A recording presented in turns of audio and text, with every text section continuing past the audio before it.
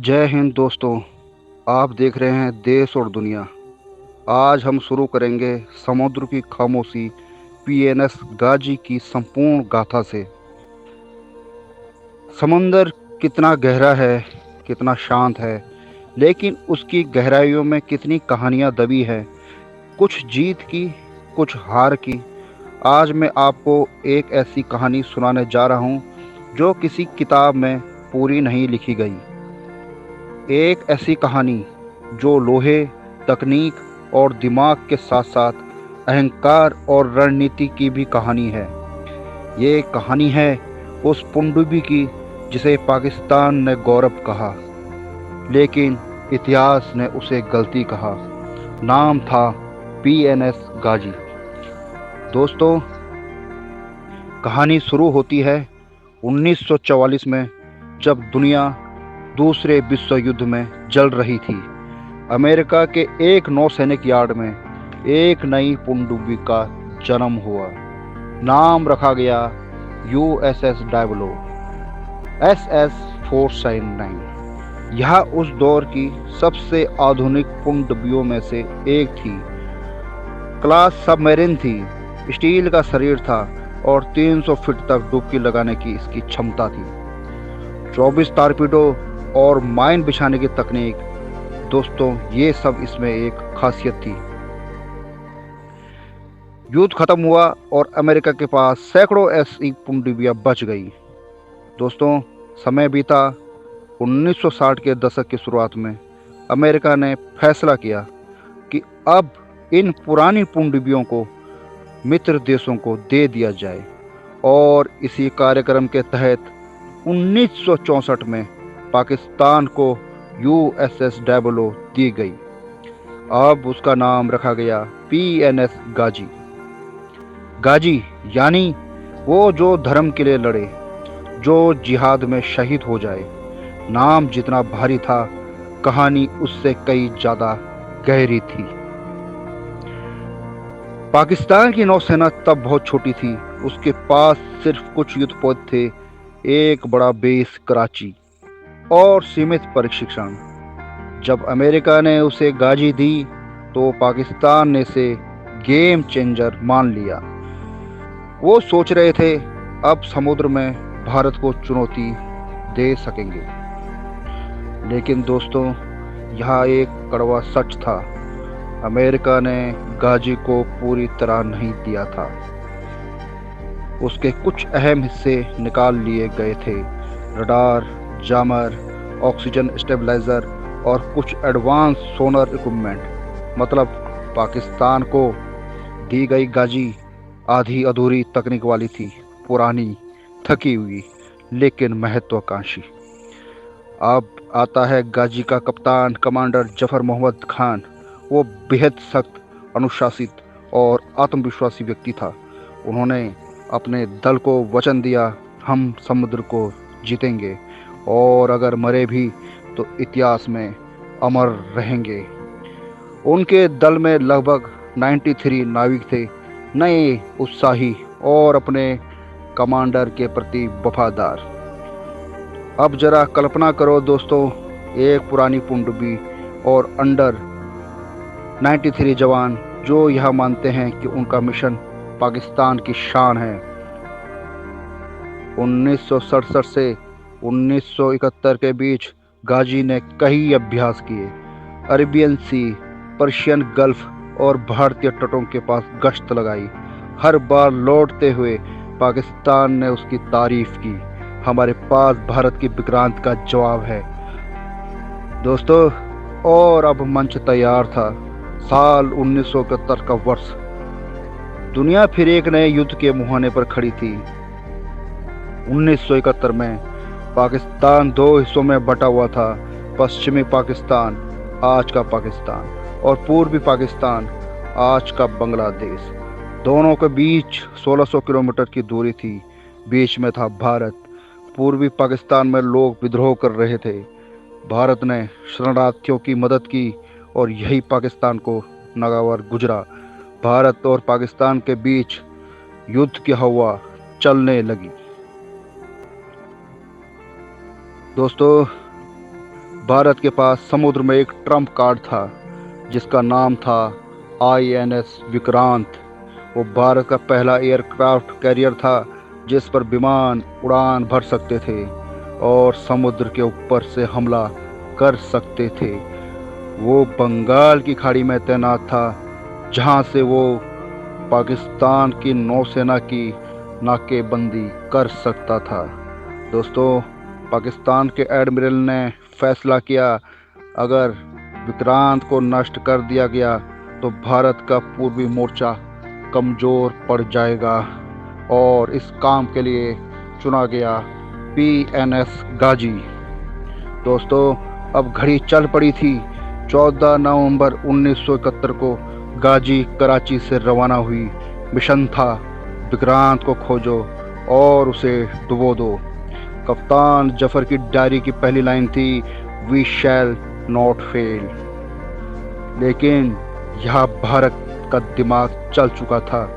भारत की नौसेना जानती थी कि पाकिस्तान विक्रांत को निशाना बनाएगा।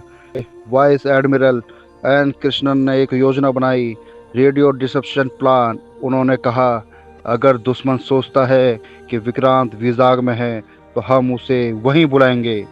भारत ने विक्रांत को सुरक्षित जगह भेज दिया, पोर्ट ब्लेयर अंडमान के पास। लेकिन दुनिया को पता नहीं था, अब भारत ने अपनी चाल चली। वीडियो से विजाग से रेडियो सिग्नल्स भेजे गए, carrier maintenance underway, boiler test delayed, aircraft servicing tomorrow. ये सिग्नल असली नहीं थे बल्कि घोस्ट ट्रांसमिशन थे। कमरे में बैठे कुछ रेडियो ऑपरेटर ऐसे बोल रहे थे जैसे विक्रांत वहीं खड़ा हो। पाकिस्तान ने इन सिग्नलों को पकड़ा और विश्वास कर लिया कि विक्रांत विजाग में है। इसके साथ भारत ने दूसरी चाल चली।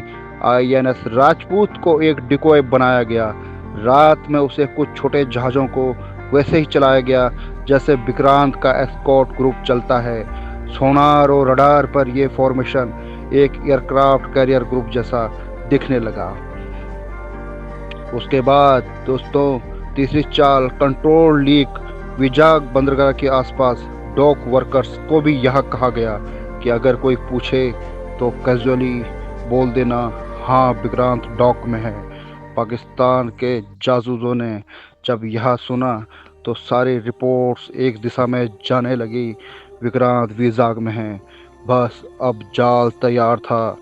14 नवंबर से 28 नवंबर तक गाजी समुद्र में तैरती रही।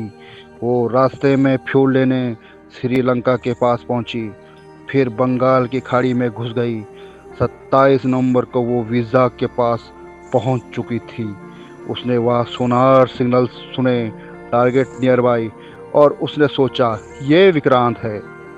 लेकिन दोस्तों, वो विक्रांत नहीं था, वो था INS राजपूत। अब समुद्र के नीचे एक ऐसी लड़ाई होने वाली थी जिसे किसी ने देखा नहीं, सिर्फ सुना। बिल्कुल दोस्तों, सिर्फ सुना। 27 नवंबर 1971 रात का सन्नाटा। विजाग के किनारे ठंडी हवा और समुद्र के तह में एक शिकारी छिपा बैठा था। नाम था PNS गाजी। उसका मिशन था भारत का गर्व INS विक्रांत को ढूंढकर खत्म करना। कमांडर जफर मोहम्मद खान और उनकी टीम में करीब 93 नाविक सांसें रोके बैठे थे। सोनार की हर पिंग पर कान लगाए हुए थे। गाजी अब भारत के तट से महज कुछ मील दूर थी। उसे लगा कि वो अपने शिकार के बिल्कुल पास है। उसकी डायरी की आखिरी एंट्री थी, enemy carrier near, ready to strike. लेकिन वो नहीं जानती थी कि जिस शिकार को वो ढूंढ रही है वो वहाँ था ही नहीं। 4 दिसंबर 1971 की रात भारत और पाकिस्तान के बीच युद्ध आधिकारिक रूप से शुरू हो चुका था। विजाग नेवल बेस पर तैयारी थी, हर जहाज को अलर्ट पर रखा गया था और उसी रात INS राजपूत को आदेश मिला, बंदरगाह से बाहर निकलो, समुद्र की जांच करो। INS राजपूत के कमांडर थे कमांडर इंदर सिंह रात करीब 11:30 बजे सोनार रूम में हलचल मच गई। ऑपरेटर बोला, सर कुछ चल रहा है पानी के नीचे, आवाज़ विक्रांत जैसी नहीं पर कुछ बड़ा है।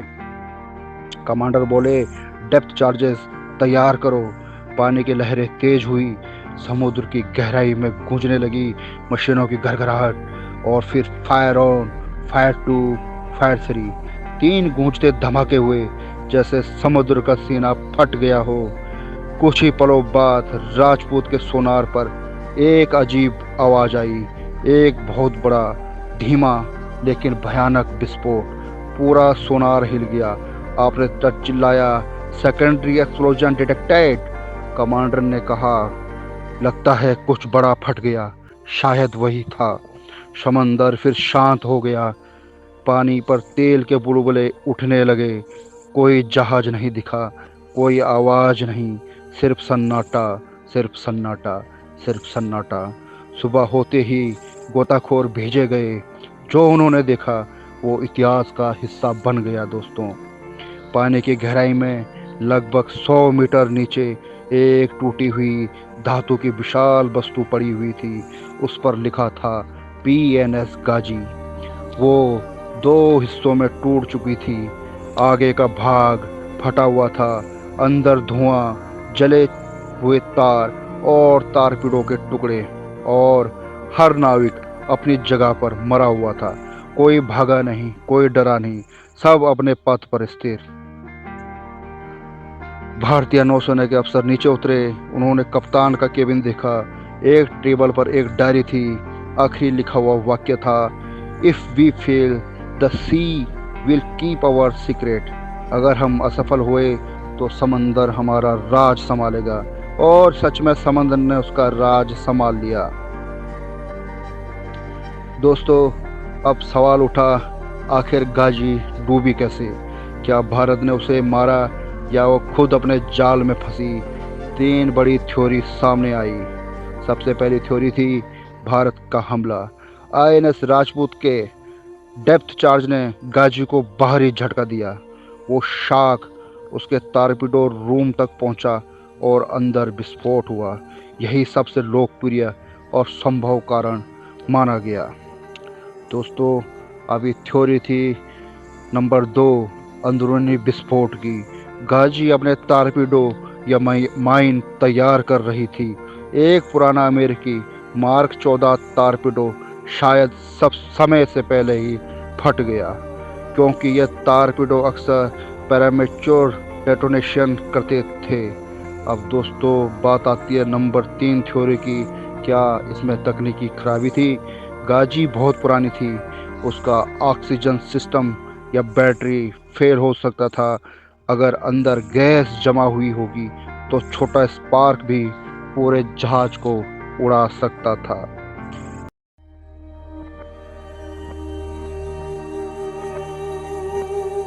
तो 2003 में भारतीय नौसेना ने मलबे की दोबारा जांच की। उन्होंने पाया कि धातु की परतें अंदर तक मुड़ी हुई थी, यानी विस्फोट अंदर से हुआ था। पर फिर भी भारत के डेप्थ चार्ज का झटका उसका ट्रिगर हो सकता था। सच क्या था? शायद वही जो कप्तान ने लिखा था, the sea will keep our secret. दोस्तों, इस खबर से पाकिस्तान में हलचल मच गई। जब गाजी का कोई जवाब नहीं आया तो पाकिस्तान के नेवल मुख्यालय में अफरा तफरी मच गई। कई दिनों तक वो उसे बुलाते रहे, गाजी कम इन, गाजी कम इन, गाजी कम इन, लेकिन कोई जवाब नहीं आया। जब युद्ध खत्म हुआ और भारत ने गाजी का मलबा दिखाया तो पाकिस्तान ने पहले झूठ बोला। गाजी ने विक्रांत को डुबोकर फट गई, लेकिन कुछ ही हफ्तों बाद दुनिया ने विक्रांत को तैरते हुए देखा, यानी कि झूठ बेनकाब हो गया था। दोस्तों, पाकिस्तान ने एक नेवल कोर्ट ऑफ इंक्वायरी बनाई, पर नतीजा निकला insufficient evidence to determine the cause. असल में सच्चाई ये थी कि ISI और नेवी के बीच झगड़ा था। ISI ने झूठी सूचना दी थी कि विक्रांत विजाग में है। गाजी उसी झूठ में चली गई थी। दोस्तों, अब यहाँ से शुरू होता है CIA और KGB का खेल। अब कहानी और गहरी हो जाती है, क्योंकि इस लड़ाई को सिर्फ भारत और पाकिस्तान नहीं, अमेरिका और रूस भी देख रहे थे। अमेरिका का CIA और रूस का KGB दोनों हिंद महासागर में सुन रहे थे, कौन कहाँ है, कौन क्या बोल रहा है। CIA की रिपोर्ट में लिखा गया था, Ghazi last radio signal incomplete, possible self detonation during recording. वहीं सोवियत रिपोर्ट कहती थी, Indian deception missile Ghazi toward Visakhapatnam. मतलब दोनों को पता था भारत ने झूठी रेडियो चाल चली थी और पाकिस्तान उसी में फंस गया था। दोस्तों, यहीं से बात शुरू होती है भारतीय नौसेना के सम्मान की। भारतीय डाइवर्स ने जब सारे शव देखे तो उन्होंने एक निर्णय लिया, किसी को बाहर नहीं निकाला जाएगा, सबको वहीं समुद्र की गोद में दफन किया जाएगा। उस जगह फूल चढ़ाए गए, वहाँ एक पत्थर लगाया गया जिस पर लिखा है, यहाँ 93 लोग दफन हैं जिन्होंने कर्तव्य निभाते हुए प्राण दिए हैं। भारत ने दुश्मन को भी सैनिक का सम्मान दिया। यही असली संस्कृति है, वीरता का भी सम्मान है और मौत का भी सम्मान है। दोस्तों, उसके बाद भारत का पलटवार था। गाजी के डूबने के बाद भारत ने समुद्र में जवाब दिया, ऑपरेशन ट्रिनिडेड और ऑपरेशन पैथोन। 4 दिसंबर 1971 को भारतीय नौसेना ने कराची बंदरगाह पर हमला किया। पाकिस्तान के कई जहाज नष्ट हो गए। 8 दिसंबर को दूसरा हमला हुआ, तेल के भंडार जल उठे। कराची 3 दिनों तक जलता रहा। भारत की नौसेना ने इतिहास में पहला नेवर बिटजिगरिंग कर दिखाया। दोस्तों, आज भी बीजाक के तट से जब लहरें टकराती है तो कहा जाता है कि समंदर के नीचे से एक धातु जैसी टंकार सुनाई देती है, जैसे कोई पुरानी पनडुब्बी अब भी वहीं गश्त कर रही हो। कभी कोई लहर टूटती है तो लोग कहते हैं कि वो गाजी की सांस है। वहाँ एक स्मारक है, गाजी मेमोरियल। हर साल 4 दिसंबर को भारतीय नौसेना वहाँ जाकर फूल चढ़ाती है, चुपचाप बिना जयकारे के साथ। दोस्तों, ऑपरेशन गाजी सिर्फ एक पनडुब्बी की कहानी नहीं है, ये दिमाग और तकनीक की लड़ाई थी। यहाँ जहाँ झूठी खबर, नकली रेडियो सिग्नल और रणनीति ने युद्ध की दिशा बदल दी। भारत ने गोली से नहीं, बुद्धि से युद्ध जीता और गाजी ने दिखा दिया कि कभी कभी अहंकार का अंत भी उतना ही भयानक होता है जितनी बड़ी उसकी शुरुआत। अब मैं आपसे पूछता हूँ, अगर आप उस वक्त भारतीय नेवल कमांडर होते तो क्या आप भी दुश्मन को फंसाने के लिए ऐसी झूठी खबर फैलाते? क्या ये चालाकी थी या देशभक्ति? समुद्र शांत है, पर उसकी गहराई में आज भी एक आवाज़ गूंजती है। वो आवाज़ है एक पुरानी पनडुब्बी की, जो अब लोहा नहीं बल्कि कहानी बन चुकी है। नाम गाजी, वो गाजी जो 4 दिसंबर 1971 की रात को बीजा के किनारे दफन हो गई, पर उसका असर पूरे इतिहास पर छा गया। गाजी के डूबने के कुछ ही दिन बाद भारत ने पूर्वी मोर्चे में अपना सबसे बड़ा सैन्य अभियान शुरू किया। नाम था ऑपरेशन जैकपॉट। INS विक्रांत अब पूरी तरह तैयार थी। उसके डेक से विमान उड़ान भर रहे थे। ढाका, चटगांव और कोकस बाजार पर बम बरसा रहे थे। समुद्र के ऊपर भारत का झंडा लहरा रहा था। 13 दिन, सिर्फ 13 दिनों में पूर्वी पाकिस्तान की फौज ने आत्मसमर्पण कर दिया। 16 दिसंबर 1971 को जनरल A.A.K. नियाजी ने ढाका में अपने हथियार भारत के सामने रख दिए। इससे बांग्लादेश का जन्म हुआ और इतिहास के पन्नों में लिखा गया, भारत ने युद्ध नहीं लड़ा, भारत ने न्याय को जन्म दिया। लेकिन दोस्तों, इस जीत के पीछे एक नाम हमेशा छिपा रहा, PNS गाजी। अगर गाजी उस वक्त सफल हो जाती, अगर वो विक्रांत को डुबो देती, तो शायद ये इतिहास अलग होता, शायद बांग्लादेश आज़ाद न होता, शायद 13 दिन 130 दिन बन जाते। पर किस्मत ने फैसला किया, घमंड डूबेगा, सच्चाई तैरेगी। दोस्तों, अब बात करते हैं पाकिस्तान के अंदर की सच्चाई की। पाकिस्तान की राजधानी इस्लामाबाद में गाजी की खबर सुनकर मातम छा गया। कप्तान जफर मोहम्मद खान, एक वीर अधिकारी जो अब पाकिस्तान की नज़र में शहीद और रहस्य दोनों बन गए थे। पाकिस्तान की नेवी के अंदर झगड़े शुरू हो गए। आईएसआई ने कहा हमने सही सूचना दी थी, नेवी बोली आपने हमें धोखा दिया। वो कोर्ट ऑफ इंक्वायरी कभी सच्चाई नहीं बताई दोस्तों, रिपोर्टों में सिर्फ लिखा गया अपर्याप्त प्रमाण। लेकिन अंदर खाने हर अफसर जानता था गाजी की मौत की वजह सिर्फ भारतीय हमला नहीं थी, बल्कि पाकिस्तान की अपनी गलती भी थी। एक पुराने नाविक ने अपने यादों में लिखा, हमने गाजी को झूठे विश्वास के साथ भेजा, हमने उसे समुद्र में नहीं मौत में उतारा। वो लाइन आज भी पाकिस्तान की किताबों में नहीं है, पर इतिहास के दिल में दर्ज है दोस्तों। गाजी का मलबा आज भी रहस्य बना हुआ है। 1971 के बाद भारत ने गाजी को वार ग्रेव घोषित किया। कई सालों तक कोई उसे छू भी नहीं सका। फिर 2003 में भारतीय नौसेना ने वैज्ञानिकों के साथ उस मलबे की जांच की। डाइवर्स ने तस्वीरें ली, टूटी हुई स्टील के प्लेटें, जले हुए तारपीटों के हिस्से और अंदर का कंट्रोल रूम जो आज भी वही है वैसा ही है। कुछ वैज्ञानिकों का कहना था विस्फोट अंदर से हुआ, कुछ बोले बाहर से झटका लगा, पर कोई अंतिम सच्चाई नहीं मिली। जैसे समुद्र खुद कह रहा हो, कुछ बातें छिपी रहे तो ही बेहतर होगा। दोस्तों अब बात करते हैं भारतीय नौसेना की मानवता की। भारत ने गाजी को दुश्मन की तरह नहीं, एक योद्धा की तरह देखा। गोताखोरों ने किसी शव को बाहर नहीं निकाला, बल्कि उन्हें वहीं जल समाधि दी। विजा के तट पर एक छोटा सा स्मारक बनाया गया, गाजी मेमोरियल, जहां हर साल 4 दिसंबर को भारतीय नौसेना के अफसर चुपचाप जाकर फूल चढ़ाते हैं। कोई जयकार नहीं, कोई बैंड नहीं, सिर्फ सन्नाटा और लहरों की आवाज़। एक भारतीय अफसर ने बाद में लिखा, हमने दुश्मन को हराया पर उसका साहस नहीं भुलाया। यही असली भारतीय संस्कृति है, वीरता का सम्मान और मौत का आदर। 1972 में जब युद्ध खत्म हुआ तो दुनिया के 2 सबसे ताकतवर जासूसी संगठन CIA और KGB ने गाजी के मामले में अपने नोट लिखे। CIA ने कहा it was an accident not an attack, या हादसा था हमला नहीं। वहीं सोवियत रिपोर्ट में लिखा था इंडियन डिसेप्शन लीड गाजी इनटू इट्स ग्रेव। भारत की चाल ने गाजी को उसकी कब्र तक पहुंचाया।